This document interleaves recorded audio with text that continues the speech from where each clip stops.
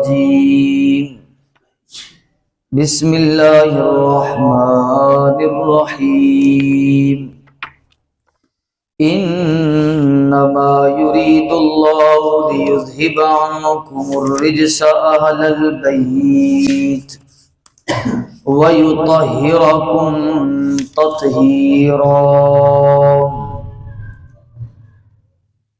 کل کے سبق میں آپ حضرات نے سماعت فرمایا کہ اہل بیت نبی ان کی اصطلاحی تعریف کیا ہے، یعنی ایسی تعریف جو صرف اور صرف نبی کریم صلی اللہ علیہ وسلم کے اہل بیت پر صادق آئے، آپ کے اہل بیت ہی اس سے مراد لیے جائیں، کوئی اور ہستی اس سے مراد نہ لی جائے۔ تو قرآن پاک سے ہم نے سب سے پہلے اس کی تعریف کی، اور وہ آپ کے سامنے میں نے سورہ احزاب کی پورا رکوع نمبر 4 آپ کے سامنے رکھا، ترجمہ آپ لوگوں کے سامنے رکھا۔ بالکل بات واضح ہوئی کہ قرآن کی روح سے اہل بیت کون ہے جی؟ نبی کی بیویاں ہیں، ازواج مطہرات ہیں، اور 4 حوالے پیش کیے تھے۔ قرآن پاک کی روح سے اہل بیت کے اندر 4 حوالوں میں بیویاں شامل ہیں، اور ایک حوالے کے اندر خالصتاً بیٹے کو کیا کہا گیا جی؟ اہل کہا گیا۔ اہل بیت خالصتاً بیٹے کے لیے بولا گیا۔ یہ قرآن کی اصطلاح تھی۔ قرآن کی اصطلاح میں کون ہے جی؟ پھر میں نے آپ کے سامنے حوالہ پیش کیا، حضرت اکرمہ رحمہ اللہ تعالی، حضرت ابن عباس رضی اللہ تعالیٰ عنہما کے شاگرد ہیں۔ وہ بازار کے اندر منادی لگاتے تھے، آوازیں لگاتے ہوئے جاتے تھے کہ لوگوں خدا کا خوف کرو، نبی کی بیویاں بھی اہل بیت میں شامل ہیں۔ اور پھر وہ کہتے تھے اگر کسی کو شک ہے تو وہ مجھ سے مباہلہ کرے، میں مباہلہ کرنے کے لیے تیار ہوں کہ نبی کی بیویاں بھی اہل بیت کے اندر شامل ہیں۔ پھر حضرت ابن عباس رضی اللہ تعالیٰ عنہما کا قول ابن کثیر رحمہ اللہ نے اپنی تفسیر کے اندر نقل کیا، کل آپ کے سامنے حوالہ پیش کیا۔ وہ کہتے ہیں کہ انما یرید اللہ لیذھب عنکم الرجس اہل البیت ویطہرکم تطہیرا۔ اس آیت کے نازل ہونے کا سبب بیویاں ہیں، جو نازل ہونے کا سبب ہے ان کو نکال دیا اور باقی سارے لوگوں کو شامل کرنے شروع ہو گئے، تو یہ نا انصافی ہے۔ یہ کیا ہے جی؟ نا انصافی ہے۔ قرآن کی روح سے اہل بیت کون ہے جی؟ بیویاں۔ حدیث اس کے اندر اضافہ کرے گی، 5 شخصیات کو داخل کرے گی حدیث۔ وہ حدیث نبی کریم صلی اللہ علیہ وسلم کی وہ حدیث جس کے اندر آپ نے حدیث تطہیر اسے کہتے ہیں کہ آپ نے اپنی کمبلی کے اندر، چادر کے اندر حضرت علی کو بھی لیا، حضرت فاطمہ، حضرت حسن و حسین رضی اللہ تعالی عنہم اجمعین، ان سب کو اپنی جھولی میں لیا اور فرمایا اللہم ہؤلاء اہل بیتی، اللہ یہ بھی میرے اہل بیت ہیں، یہ ہی نہیں، یہ بھی میرے اہل بیت ہیں۔ تو میں نے آپ سے کہا تھا کہ رافضیوں کی طرح ان 5 کو شامل کر کے بیویوں کو نکال دینا یہ بھی نا انصافی ہے، اور ناسبیوں کی طرح بیوی کو شامل کر کے بیویوں کو اور ان 5 کو نکال دینا یہ بھی کیا ہے جی؟ نا انصافی ہے۔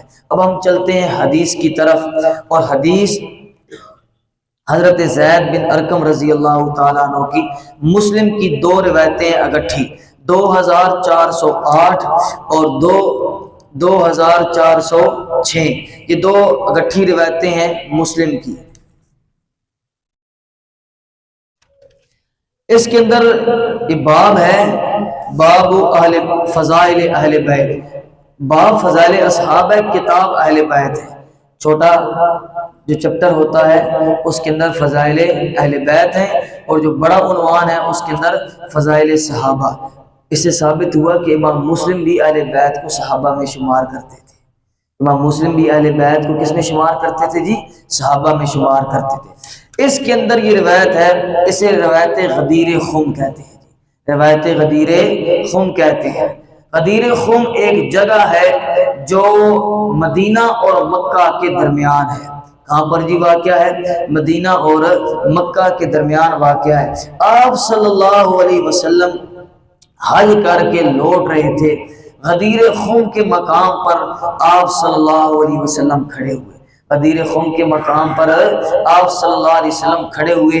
حضرت زید بن ارقم رضی اللہ تعالیٰ عنہ فرماتے ہیں کہ نبی کریم صلی اللہ علیہ وسلم نے سب سے پہلے اللہ کی حمد و ثنا بیان کی، اللہ کی تعریف بیان کی، اور پھر فرمایا کہ اے لوگو، میں انسان ہوں تمہاری طرح، میں انسان ہوں جی تمہاری طرح، ان قریب میرے رب کا پیغام لانے والا پیغام لائے گا اور میں اسے لبیک کہوں گا، یعنی ان قریب فرشتہ آئے گا اور میں کیا کروں گا جی، اس کو لبیک کہوں گا اور میری اس دنیا والی زندگی ختم ہو جائے گی، میں آخرت کی طرف کوچ کر جاؤں گا۔ پھر آپ صلی اللہ علیہ وسلم نے فرمایا میں تم میں دو عظیم چیزیں چھوڑ کر جا رہا ہوں، میں تم میں دو عظیم چیزیں چھوڑ کر جا رہا ہوں۔ سب سے پہلے آپ نے فرمایا کتاب اللہ، کیا فرمایا جی؟ کتاب اللہ، جس میں پھر آپ صلی اللہ علیہ وسلم نے فرمایا ھذا ھدی و نور، یہ کتاب اللہ ایسی ہے جو ہدایت بھی ہے اور سراپا نور بھی ہے، ہدایت بھی ہے اور سراپا نور بھی ہے، یہ میں چیزیں چھوڑ کے جا رہا ہوں۔ پھر فرمایا اس کے اندر رد و بدل نہیں ہو سکتا، اس کی حفاظت کی ذمہ داری کس نے لی ہے جی؟ اللہ نے خود لی ہے، انا نحن نزلنا الذکر وانا لہ لحافظون، کہ اس کتاب اللہ کو نازل کرنے والے ہم ہیں اور ہم ہی اس کی حفاظت کریں گے، ہم ہی کیا کریں گے جی؟ اس کی حفاظت کریں گے۔ تو یہ کتاب اللہ یہ رد و بدل سے کیا ہے جی؟ پاک ہے۔ پھر فرمایا اس کتاب پر عمل کرو اور اسے مضبوطی سے تھام لو، اسے کیا کرو جی؟ عضو بالنواجذ، داڑوں کے اندر اس کو دبا کے رکھو، داڑوں کے اندر اس کو دبا، کنایا ہے کہ کہیں کتاب اللہ تم سے چھوٹنے نہ پائے، کتاب اللہ کہیں تم سے چھوٹنے نہ پائے۔ پھر اس کے بعد آپ صلی اللہ علیہ وسلم نے کتاب اللہ پر مزید ابھارا اور ترغیب دی، جو پہلی چیز چھوڑ کر جا رہے ہیں۔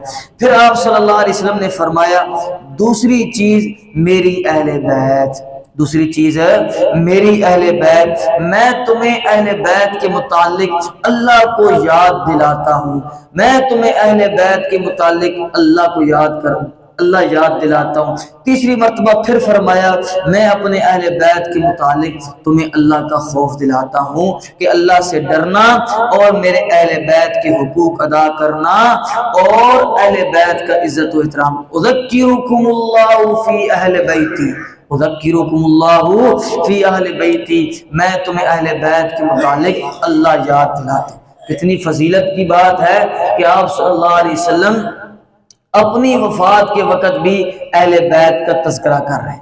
دو اس کے مطلب ہیں، آپ کو یہ مطلب بھی انشاءاللہ کوئی نہیں بتائیں گے، دو مطلب ہیں اس کے۔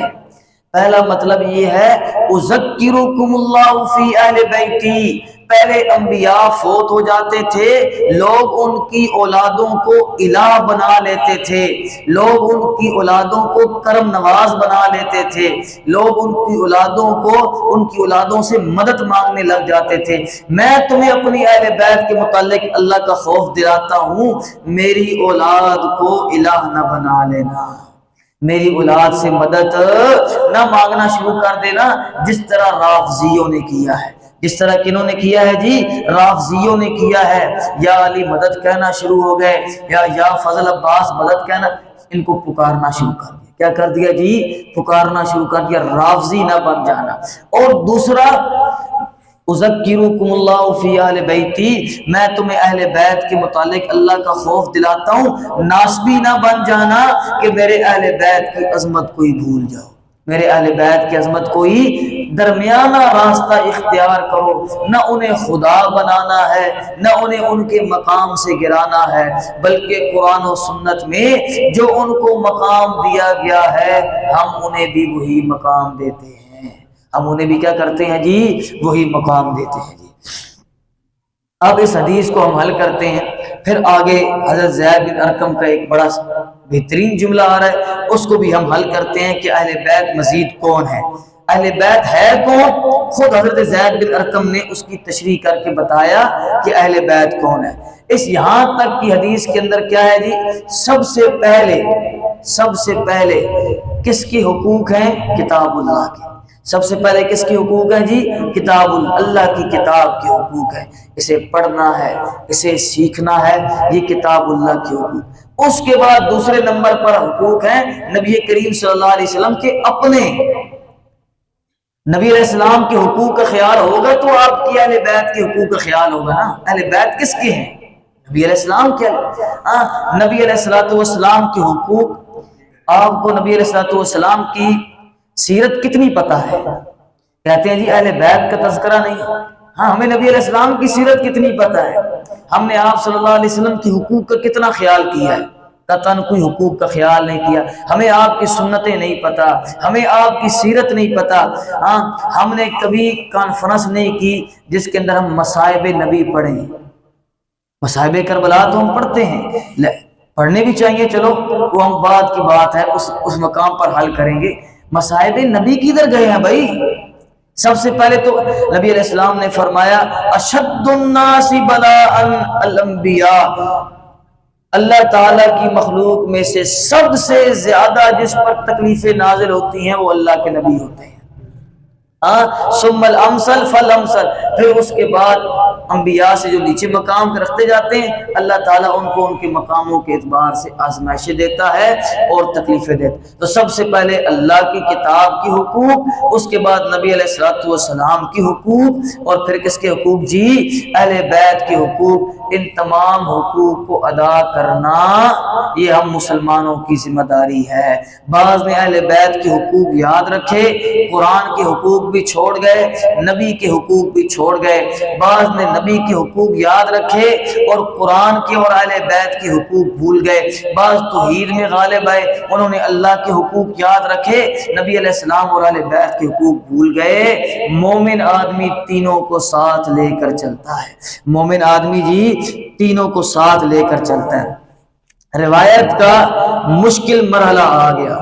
کل میں نے آپ کے سامنے ایک اشکال رکھا تھا، کسی کو یاد ہو؟ امید ہے کہ یاد ہوگا۔ وہ اشکال کیا تھا بھائی؟ کیا ضرورت پڑی ہے کہ حضرت اکرمہ سر بازار کہہ رہے ہیں مجھ سے مباہلہ کرو کہ نبی کی بیویاں اہل بیت میں شامل ہیں؟ کیا ضرورت پڑی تھی کہ ابن عباس گلی کے اندر آوازیں لگا رہے ہیں کہ لوگوں خدا کا خوف کرو، نبی کی بیویاں اہل بیت؟ کیا ضرورت پڑی ہے؟ ابھی ایک اور سوال ہو رہا ہے، یہ سوال بھی اسی کے متعلق ہے۔ راوی کہتے ہیں حسین بن سبورہ کہتے ہیں یا زید، سوال کرتے ہیں اے زید الیس نساؤہ من اہل بیتی، کیا نبی کی بیویاں اہل بیت میں شامل نہیں ہیں؟ کیا نبی کی بیویاں اہل بیت میں شامل نہیں ہیں؟ سوال کیا بتا رہا ہے آپ کو؟ کل کی جو باتیں تھیں حضرت اکرمہ کی، سر بازار نعرے لگانا، حضرت ابن عباس کا کلام کرنا، حضرت ابن کثیر رحمہ اللہ کا جواب دینا، اور آج راوی کا حضرت زید سے سوال کرنا کہ آپ کی بیویاں اہل بیت میں شامل نہیں ہیں، یہ سوال کیا بتا رہا ہے؟ یہ سوال بتا رہا ہے کہ اس دور میں جو باغیوں کے، بلوائیوں کے، خارجیوں کے فتنے اٹھے تھے، جو چاہتے تھے کہ امت کے اندر تفریق پیدا ہو، انہوں نے اسی دور میں نبی کی بیویوں کو صحابہ کرام میں شامل کر کے 5 ہستیوں کو اہل بیت بنا کے اہل بیت اور صحابہ کی آپس میں دشمنی کو اجاگر کیا تھا۔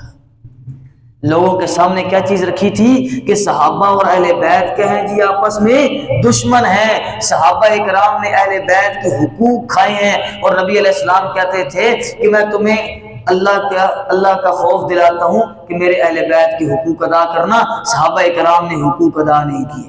حضرت ابو بکر پر تہمتیں اس دور میں شروع ہو گئی تھی، حضرت عمر پر تہمتیں کہ باغ فدق کھا گئے ہیں اس دور میں شروع ہو گئی تھی، اور اما عائشہ جب حضرت علی سے اختلاف کرتی ہیں تو پھر تو بات واضح ہو گئی جی کہ یہ 5 ہستیاں ہیں، یہ اہل بیت ہیں، ان کے خلاف آنے والے صحابہ کرام ہیں۔ ثابت یہ کیا گیا کہ صحابہ اور اہل بیت کی آپس میں دشمنیاں ہیں، مخالفتیں ہیں، کدورتیں ہیں، معاذ اللہ، تاکہ جب ایک عام انسان کے سامنے ہم مقدمہ رکھیں کہ آپ نبی کے اہل بیت کے ساتھ کھڑے ہوں گے یا صحابہ کے ساتھ کھڑے ہوں گے، تو وہ کہے گا جی میں تو اہل بیت کے ساتھ کھڑا ہوں، میں کس کے ساتھ کھڑا ہوں؟ اور صحابہ کرام کو ترک کر دیا جائے گا، دین کے راویوں کو چھوڑ دیا جائے گا، دین کی بنیادوں کو چھوڑ دیا جائے گا۔ یہ اس دور سے فتنہ شروع ہوا ہے اور آج تک اسی فتنے پر کام ہو رہا ہے، اور لوگ یہی ثابت کرنے کی کوشش کرتے ہیں اور یہ نبی کی بیویاں تو بعد میں اہل بیت میں شامل ہوئی ہیں، پہلے یہ 5 ہستیاں شامل تھی۔ خدا کے بندو، قرآن پہلے بیویوں کو شامل کر رہا ہے، ان 5 ہستیوں کو نبی علیہ السلام شامل کر رہے ہیں۔ اور وہ لوگ حضرت زید بن ارقم کی دوسری روایت پڑھتے ہیں، وہ میں انشاءاللہ آپ کے سامنے رکھوں گا اور پھر انشاءاللہ یہ معاملہ حل ہوگا۔ تو حضرت حسین بن صبوری، میں پہلی روایت پڑھ رہا ہوں، کیا کہتے ہیں جی کہ اے زید، نبی کی بیویاں اہل بیت میں شامل نہیں ہیں۔ معلوم ہوا اس دور میں بھی لوگوں نے یہ اشکال کھڑا کر دیا تھا کہ بیویاں اہل بیت میں شامل نہیں ہیں۔ کل میں نے آپ کے سامنے ذکر کیا تھا کہ اگر یہ نہ ہوتا، لوگ مانتے اہل بیویوں کو اہل بیت، تو پھر لوگوں کا مقدمہ چلتا نہیں، لوگوں کا چورن بکتا نہیں جو آج تک بک رہا ہے۔ کیوں؟ کیونکہ میں آپ کے سامنے کہتا کہ اہل بیت کے ایک فرد حضرت علی ہیں، دوسرے فرد اماں عائشہ ہیں۔ اہل بیت کے 2 افراد کی آپس میں اختلاف ہو گیا، لڑائی ہو گئی، تو عام بندہ کہے گا ٹھیک ہے بھئی ادھر بھی اہل بیت ہیں، ادھر بھی اہل بیت ہے، آپس میں اختلاف ہو گیا تو کوئی بات نہیں۔ لیکن لوگوں کے سامنے ایک نئی صورت میں چیز، اوہ صحابہ اہل بیت سے ٹکرا گئے، دیکھو کتنی بڑی گستاخی ہو گئی ہے، اہل بیت کے حقوق کا خیال نہیں کیا گیا۔ یہ چیز ثابت کرنے کے لیے لوگوں نے یہ اختلاف پیدا کیا۔ اب سنیں حضرت زید بن ارقم کیا کہتے ہیں، اور جاگ کے سنیں۔ 2 روایتیں ہیں، میں پہلی روایت پڑھ رہا ہوں۔ نساؤہ من اہل بیتی، نبی کی بیویاں بھی نبی کے اہل بیت میں شامل ہیں۔ زید بن ارقم کیا کہہ رہے ہیں؟ نبی کی بیویاں بھی اہل بیت میں شامل ہیں، لیکن اہل بیتہ من حرم الصدقۃ بعدہ، اہل بیت تو وہ بھی ہیں جن پر نبی علیہ السلام کی وفات کے بعد آپ ان پر صدقہ لینا حرام قرار دیا گیا۔ ان پر صدقہ لینا، یہ سارے اہل بیت ہیں جن پر صدقہ لینا حرام ہے، سارے اہل بیت ہیں جن پر صدقہ لینا حرام ہے۔ خود بیان کریں گے حضرت زید بن ارقم کہ کون ہے؟ اصلہ وعصبتہ الذین حرموا الصدقہ، آپ کے دادے حال اصل ان پر بھی صدقہ لینا حرام ہے، وہ بھی اہل بیت میں شامل ہیں۔ وعصبتہ، آپ کے چچا زاد بھائی، آپ کی پھوپھیاں، آپ کی پھوپھی زاد بہنیں، آپ کی خالائیں، یہ ساری اہل بیت ہیں۔ یہ ساری کیا ہیں جی؟ اہل بیت ہیں۔ حضرت علی بھی اہل بیت ہیں چچا کے بیٹے ہونے کی وجہ سے، تو ان کے بڑے بھائی عقیل بھی اہل بیت ہیں۔ حضرت علی اہل بیت ہیں تو ان کے بیٹے محمد ابن حنفیہ بھی کیا ہیں جی؟ اہل بیت ہیں۔ یہ اہل بیت کے آپس میں اختلاف ہو جانا یہ کوئی بڑی بات نہیں ہے، گھر کے اندر آپس میں اختلاف ہو جاتے ہیں، گھر کے باہر والوں کو کوئی یہ ضرورت نہیں پڑتی کہ وہ جائیں اور گھر کے اندر جا کے فیصلہ کریں، ورنہ پہلے ان کو مار پڑے گی اور بعد میں ان کا اپنا مسئلہ حل ہوگا۔ پہلے یہ باہر سے آنے والا ہوگا نا، اسے ماریں گے، تو بھی کیوں آیا ہمارے گھر میں؟ تو صحابہ کرام اور اہل بیت کے افراد کے آپس میں اختلاف ہوئے، یہ ان کے آپس کے معاملات ہیں۔ وَنَزَعْنَا مَا فِي صُدُورِهِم مِّن غِلٍّ تَجْرِي مِن تَحْتِهِمُ الْأَنْهَارُ، اللہ جنت میں داخل کرے گا۔ وَنَزَعْنَا مَا فِي صُدُورِهِم، اللہ آپس میں قدورتیں، آپس کے اختلافات کو مٹا کے دل پاک کر کے جنت میں بھیج دے گا، دل پاک کر کے جنت میں بھیج دیا۔ منشلا حضرت علی رضی اللہ تعالیٰ عنہ کی دعا ناج البلاغہ جو قرآن پاک میں ذکر کی، وہ بھی ہم سماعت فرمائیں گے جی۔ تو حضرت زید بن ارقم کیا کہہ رہے ہیں جی کہ نبی کی بیویاں اہل بیت ہیں، لیکن اہل بیت وہ بھی ہیں جن پر صدقہ کیا ہے جی حرام ہے۔ آل علی ہیں، آل عقیل ہیں، آل جعفر ہیں، آل عباس ہیں، ان سب پر صدقہ لینا حرام ہے۔ یہ سارے اہل بیت ہیں، یہ سارے کیا ہیں جی اہل بیت ہیں۔ یہ ایک روایت ہے۔ اب دوسری روایت جو یزید بن حیان سے مروی ہے، اصل اشکال اس کے اندر ہے، اور وہ ہمارے جو آج کے دور کے راویوں کو پسند کرنے والے لوگ ہیں، وہ انہوں نے کلپ بنایا اور اس کے اندر کہا جی دیکھیں حضرت زید بن ارقم نبی کی بیویوں کو اہل بیت سے خارج کر رہے ہیں، مجھے کیا ضرورت پڑی ہے کہ میں نبی کی بیویوں کو اہل بیت میں شامل کروں۔ ہم وہ روایت حل کرتے ہیں، انشاءاللہ کوئی اشکال باقی نہیں رہے گا۔ یہ بھی مسلم کی روایت ہے جی، پہلی والی 2406 اور یہ 2408، یہ روایت ہے جی مسلم کی۔ یزید بن حیان راوی ہیں، فرماتے ہیں کہ ہم زید بن ارقم رضی اللہ تعالیٰ عنہ کے پاس گئے، ساتھ ساتھ آپ نے جاگنا ہے۔ پہلی روایت بھی کس سے ہے؟ زید بن ارقم سے۔ دوسری روایت بھی کس سے ہے جی؟ زید بن ارقم سے رضی اللہ تعالیٰ عنہ۔ ایک میں ہے جی حضرت کون تابعی ہے؟ حسین بن صبورہ، اور دوسرے میں کون ہے جی؟ یزید بن حیان۔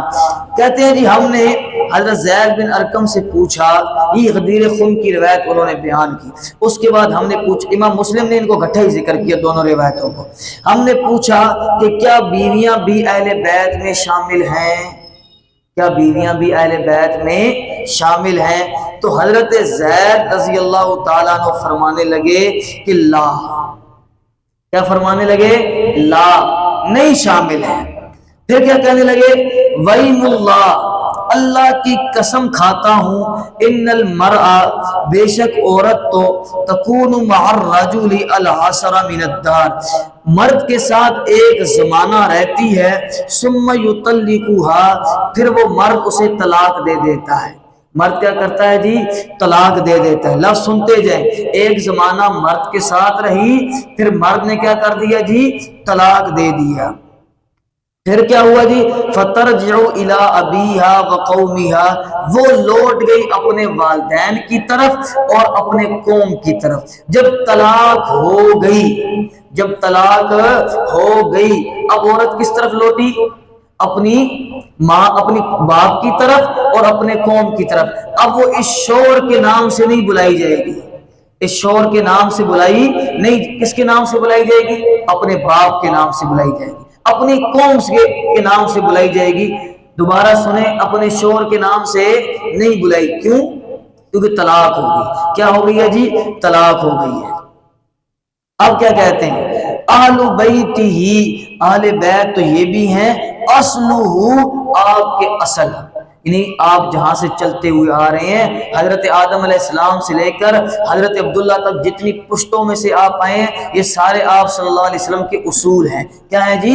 اصول ہیں۔ یہ سارے اہل بیت کی فضیلت حاصل کرتے ہیں۔ کیا کرتے ہیں جی؟ سارے اہل بیت کی فضیلت رکھتے ہیں۔ فرع کہتے ہیں جو آگے اولاد، آگے نسل چلنے والی ہے، یہ بھی اہل بیت شامل ہوگا۔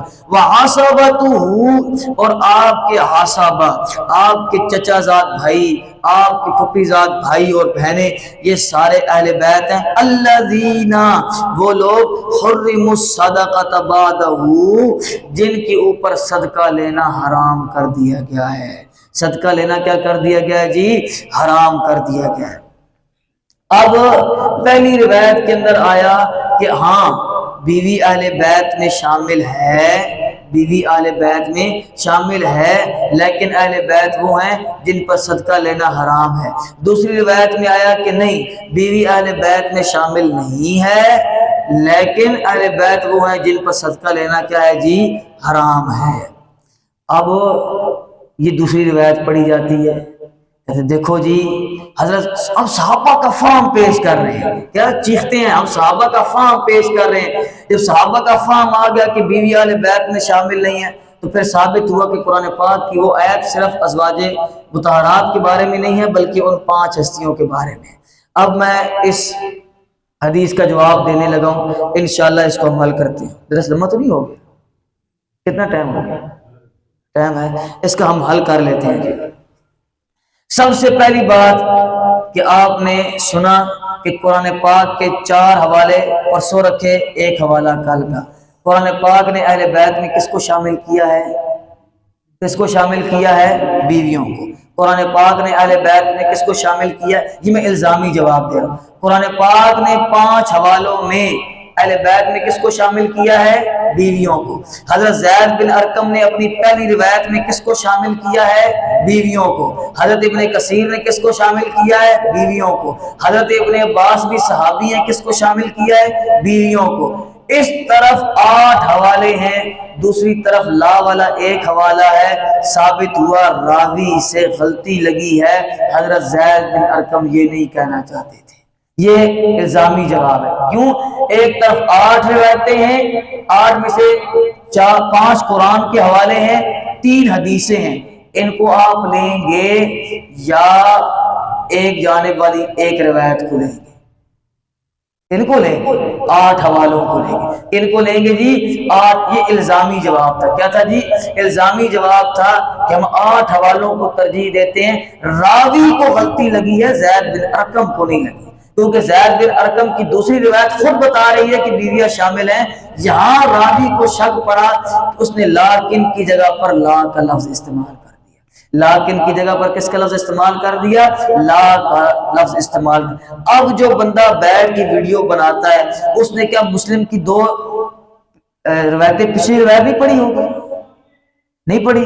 پھر یہ اس نے سورہ احزاب کے حوالے نہیں پڑھے ہوں گے؟ اپنے آپ کو مجتہد کہنے والا 2 روایتیں پہلے گزری ہے یہ بات، سورہ احزاب کے حوالے، قرآن پاک کے 5 حوالے، یہ پڑھنے کے بعد وہ بیویوں کو اہل بیت سے نکال رہا ہے۔ اس سے ثابت ہوا کہ حق چھپانے والا وہ ہے، یہ حضرت زید بن ارقم ہے۔ بولے وہ بے ایمان ہے جس کے پاس 8 حوالے ہیں اور وہ کہتا ہے کہ اہل بیت شامل نہیں۔ خائن تو وہ ہے، حضرت زید بن ارقم قطعاً خائن نہیں ہے۔ خائن وہ ہے کہ جو ہم اپنے آپ کو مجتہد کہہ کے قرآن کے حوالے دیکھتے ہوئے بھی اہل بیت کے اندر بیویوں کو شامل ہے، صرف اس وجہ سے کہ اماں عائشہ صدیقہ کو اہل بیت میں شامل کرنا پڑے گا، اور اماں عائشہ صدیقہ جب اہل بیت میں شامل ہو گئیں تو پھر جنگ جمل کے اندر اماں عائشہ حضرت علی کے خلاف مقابلے میں آئیں۔ حضرت علی بھی اہل بیت میں ہیں، اماں عائشہ بھی اہل بیت میں ہیں، ہم لوگوں کے سامنے کیا مقدمہ رکھیں گے؟ صرف اس گندے ذہن کی وجہ سے کیا کیا؟ پورے قرآن پاک، سنت نبویہ، سارے حوالوں کو نظر انداز کر دیا۔ ہم کہتے ہیں بڑا علمی آدمی ہے، بڑی اچھی باتیں کرتا ہے۔ خیانت، ابھی تو انشاءاللہ ہم ان کی خیانتیں اور پڑھیں گے کیونکہ صحابہ کرام کا باب پڑھ رہے ہیں۔ اب دوسری بات کہ حضرت زید بن ارقم کہہ رہے ہیں کہ اہل بیت وہ ہیں جن پر صدقہ لینا حرام ہے۔ یہ کہا ہے نا، اسی روایت میں بھی کہا ہے جن پر صدقہ، امت کا اجماع ہے کہ نبی کی بیویوں پر صدقہ حرام ہے۔ امت کا اجماع ہے کہ نبی کی بیویوں پر کیا ہے؟ صدقہ حرام ہے۔ اسی لیے تو باب فتح کے موقع پر حضرت ابو بکر صدیق جس طرح حضرت فاطمہ سے کہہ رہے ہیں کہ نبی کی وراثت صدقہ ہوتی ہے، آپ پر صدقہ نہیں لگتا، اسی طرح اپنی بیٹی اماں عائشہ اور اماں حفصہ کو بھی حصہ نہیں دیا کیونکہ ان پر بھی صدقہ نہیں لگتا تھا، باب فتح کے اندر ہم انشاءاللہ اس کو مزید حل کریں گے۔ تو پوری امت کا اجماع ہو گیا کہ ازواج مطہرات پر صدقہ کیا ہے جی؟ لینا جائز نہیں ہے، اور کسی حدیث میں ثابت نہیں ہے کہ انہوں نے صدقہ لیا۔ پھر ہم کہہ رہے ہیں کہ ان دونوں روایتوں کے درمیان تعارض ہے۔ تعارض کیا ہے؟ پہلی روایت کہہ رہی ہے کہ شامل ہیں، دوسری روایت کہہ رہی ہے شامل نہیں۔ وہ الگ بات ہے کہ آپ لوگوں کے سامنے دوسری ہی روایت پڑھتے ہیں، تو دونوں روایتوں کے اندر کیا آ گیا جی؟ تعارض آ گیا۔ جب روایتیں آپس میں ٹکرا جائیں تو فیصلہ اللہ کا قرآن کرتا ہے۔ فیصلہ کون کرتا ہے جی؟ اللہ کا قرآن کرتا ہے، اور اللہ کا قرآن 5 حوالوں میں فیصلہ کر چکا ہے کہ نبی کی بیویاں اہل بیت میں کیا ہیں جی؟ شامل ہیں۔ اور پھر اگر حدیث کے اندر تعارض قرآن نہ حل کر پائے تو پھر حدیث ہی حل کرتی ہے۔ تو حضرت زید کی پہلی روایت حل کر رہی ہے کہ نبی کی بیویاں کیا ہے جی؟ اہل بیت کے اندر شامل ہیں۔ اور پھر اگلی بات آخری جو آپ نے سورہ احزاب کی روایت سماعت فرمائی، کل آیت سماعت فرمائی، اس کے اندر کیا لفظ تھا؟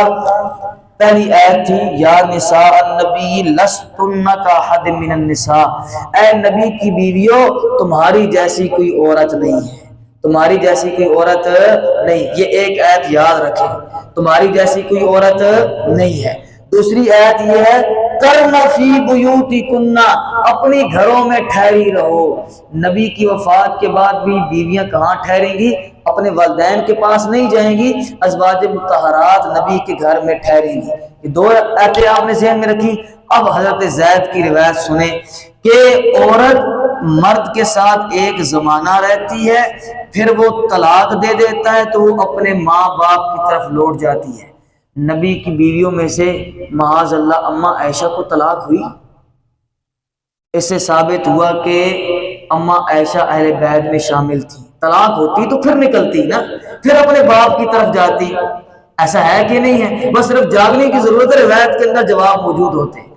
اماں حفصہ کو طلاق ہوئی، کوئی ایک روایت ثابت نہیں کر سکتی طلاق، اسے ثابت ہوا کہ طلاق نہیں تو وہ اہل بیت میں شامل ہے۔ دوسری بات یہ ہے کہ عام عورت طلاق کے بعد اپنے باپ کے گھر چلی جاتی ہے یا شوہر کے فوت ہو جانے کے بعد، لیکن نبی کی بیویوں کو کیا کہا؟ کرنا فی بیوتکن، نبی کی وفات کے بعد بھی نبی کے گھر میں رہنا ہے، اپنے والدین کے گھر میں نہیں جانا۔ اور پھر اگلی آیت ولا ان تنکحوا ازواجہ من بعدہ ابدا، نبی کی وفات کے بعد بھی نبی کی بیویوں سے کبھی نکاح جائز ہو سکتا نہیں۔ اس سے ثابت ہوا کہ من وجہ نبی کی بیویاں نبی کے نکاح میں ہیں، ایسے ہوا گویا کہ نکاح میں ہے، اس لیے کسی اور سے نکاح لینا جائز نہیں، احتراماً نکاح کرنا جائز نہیں۔ اس سے بھی ثابت ہوا کہ حضرت زید بن ارقم کہنا چاہتے تھے کہ نبی کی بیویاں بھی شامل ہیں۔ راوی کو شک پڑا، اس نے لا کی جگہ پہ لاکن کا لفظ لگایا ہے۔ لاکن کی جگہ پہ کس کا لفظ ذکر کر دیا جی؟ لا کا لفظ ذکر کر دیا۔ یہ روایت تھی جس کو پڑھ کے ہمارے بھائی اہل سنت بھائی، مصیبت یہ ہے پہلے ہم روتے تھے رافضیوں کو، اب ہم رو رہے ہیں اپنے سنیوں کو۔ ہاں اہل سنت بھائی یہ روایت پڑھ کے نبی کی بیویوں کو اہل بیت سے کیا کر دیتے ہیں جی؟ خارج کر دیتے ہیں، کیونکہ انہوں نے اہل بیت اور صحابہ کی اختلافات کو اور جنگوں کو بیان کرنا ہوتا ہے اور اس سے کمانا ہوتا ہے، عزت شہرت حاصل کرنی ہوتی ہے۔ لوگ کہتے ہیں جو اس کو اختلافات پر بڑی گرفت حاصل ہے، لوگوں کے سامنے یہ اختلافات رکھ کے اپنی شہرت حاصل کرتے ہیں۔ حالانکہ ہمارا دعویٰ یہ ہے کہ نبی کی بیویاں بھی عزت والے ہیں، نبی کے سارے اہل بیت بھی عزت والے ہیں، سارے صحابہ بھی کیا ہیں جی؟ عزت و تکریم کے قابل ہیں۔ اگر ان کے اختلافات ہوئے ہیں تو اللہ ان کے درمیان فیصلہ فرمائیں گے قیامت کے دن۔ مجھے اور آپ کو کوئی حق نہیں پہنچتا کہ ہم کیمرے آن کر لیں اور پھر ہم صحابہ کرام کے اختلافات کو سر بازار اچھالیں، یہ ہمیں کوئی زیب نہیں دیتا۔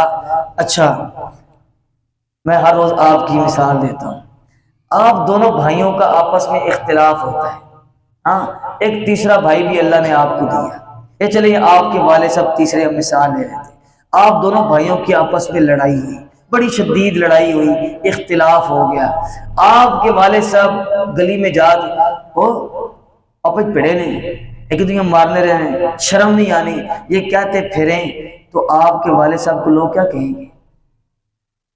عجیب پاگل آدمی ہے، اپنے بیٹوں کے اختلافات کو سر بازار اچھال رہے، اپنے بیٹوں کے اختلافات کو، یا آپ کے والدین آپس میں اللہ نہ کرے لڑ پڑے اور آپ گلی محلہ میں بتائیں او آج ہنج لڑائی ہوئی سی، آج ہنج کیسی معاذ اللہ، لوگ کیا کہیں گے؟ کہتا پاگل ہے، اپنے ماں باپ کے اختلافات کو سر بازار اچھال رہے۔ ان لوگوں کو شرم نہیں آتی کہ ہمارے ماں باپ ہیں صحابہ کرام اور ان کے اختلافات کو سر بازار اچھالتے ہیں اور فخر کرتے ہیں ہاں ہم نے اختلافات کو بڑا جی ہم نے حق بیان کیا۔ انا للہ و انا، اللہ ہدایت نصیب فرمائے، اللہ ہدایت نصیب فرمائے۔